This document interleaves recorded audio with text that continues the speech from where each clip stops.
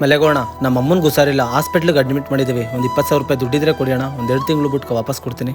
ಹೌದಾ, ನಾಳೆ ಬಪ್ಪ ಕೊಟ್ಟನು.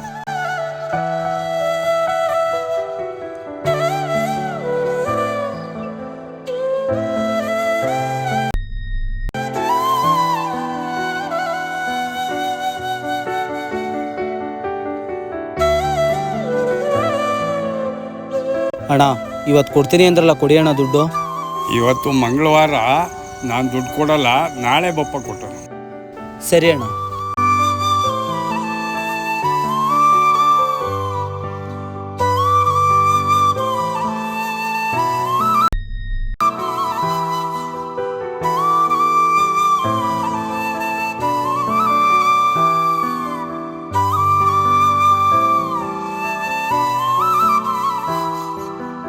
ಮಲಗೋಣ, 20,000 ದುಡ್ಡಿದ್ರೆ ಕೊಡು, ಮೊಬೈಲ್ ತಗೋಬೇಕು, 2 ತಿಂಗಳು ಬಿಟ್ಕೊ ವಾಪಸ್ ಕೊಡ್ತೀನಿ.